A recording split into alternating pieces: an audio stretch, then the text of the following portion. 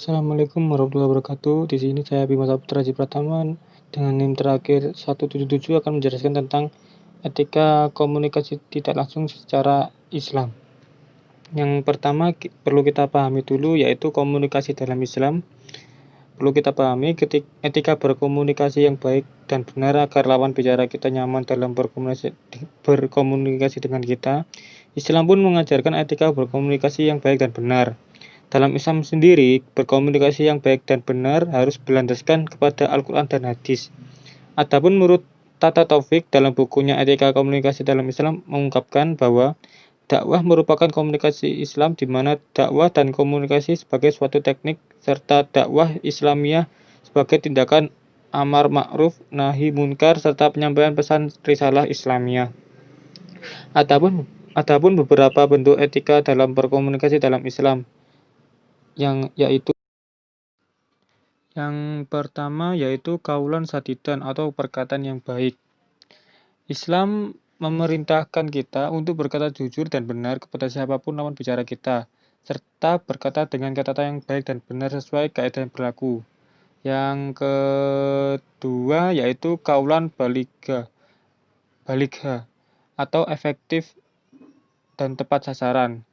Secara sederhana, kaulan baligha yaitu ketika kita berbicara dengan seseorang, kita harus mengetahui gaya bahasa kita, intonasi kita apakah sesuai dengan orang serta mengerti keadaan orang pada saat itu atau lawan bicara kita pada saat itu. Yang ketiga yaitu kaulan karima atau perkataan yang mulia. Perkataan ini lebih ke kelembutan kata, rasa hormat, bertata krama, lemah lembut, serta mengagumkan lawan bicara kita. Perkataan ini biasanya digunakan untuk lawan bicara kita yang lebih tua agar terlihat kita itu lebih sopan dengan lawan bicara kita. Yang keempat, kaulan ma'rufan atau perkataan yang baik dan pantas. Kaulan ma'rufan bisa dikatakan perkataan yang baik dan pantas untuk didengar. Sebagai seorang muslim yang taat, alangkah baiknya jika kita berbicara selalu mengandung kata-kata motivasi, menyejukkan hati lawan bicara kita, serta jangan sampai kita berbicara kejelekan, keburukan, menfitnah, bahkan membicarakan aib orang lain. Yang kelima yaitu kaulan layina, lemah lembut. Kaulan layina dapat diartikan berbicara dengan lemah lembut, suara enak didengar, dan penuh dengan keramahan, sehingga tidak membuat takut atau bahkan sakit hati lawan bicara kita. Cara seperti ini diterapkan Rasulullah SAW dalam menjalankan dakwahnya. Setiap beliau bertemu dengan orang dengan nada bicara tinggi dan kasar, beliau selalu membalasnya dengan nada lemah lembut sehingga kata-kata beliau dapat masuk ke dalam hati lawan bicaranya. Yang keenam yaitu kaulan maisuro atau mudah diterima. Bermakna berkatalah dengan yang baik, sederhana, serta mudah diterima.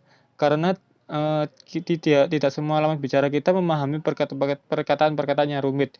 Misalnya jika kita berbicara dengan orang-orang di luar, orang biasa, jangan menggunakan bahasa-bahasa yang tinggi atau bahasa-bahasa yang jika kita kan mahasiswa ya, jangan menggunakan bahasa-bahasa yang kemahasiswaan gitu kalau bicara dengan orang-orang di sekitar kita, khususnya masyarakat dan orang tua kita.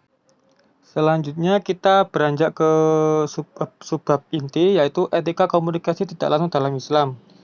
Kemajuan teknologi membuat kita semakin mudah dalam berkomunikasi. Walaupun kita tidak bertatap muka secara langsung dengan lawan bicara kita bisa berkomunikasi di mana dan kapanpun.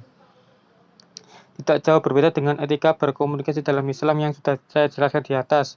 Etika secara tidak langsung dalam Islam masih menggunakan keenam aspek di atas yaitu kaulan sadidan, kaulan baligna, kaulan karima, kaulan ma'rufan, kaulan layina, dan kaulan maisuro.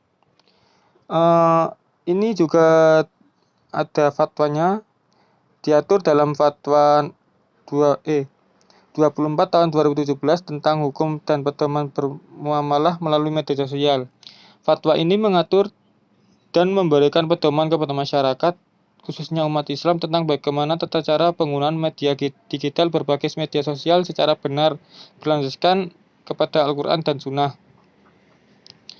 Menurut fakta tersebut, dalam berinteraksi dengan sesama, baik secara real maupun media sosial, setiap muslim wajib mendasarkan kepada ketakwaan, kebajikan atau musyarah bil ma'ruf, persaudaraan atau ukhuwah, saling wasiat akan kebenaran atau al-haq, serta mengajak kepada kebaikan al-am bi al-ma'ruf, dan mencegah kemungkaran al-nayun al-munkar.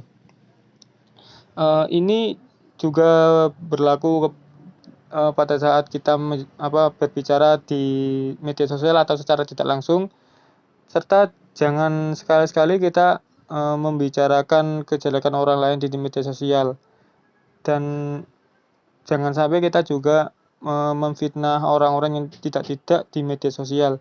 Alangkah baiknya kita membicarakan atau menggunakan media sosial itu dengan sebijak mungkin.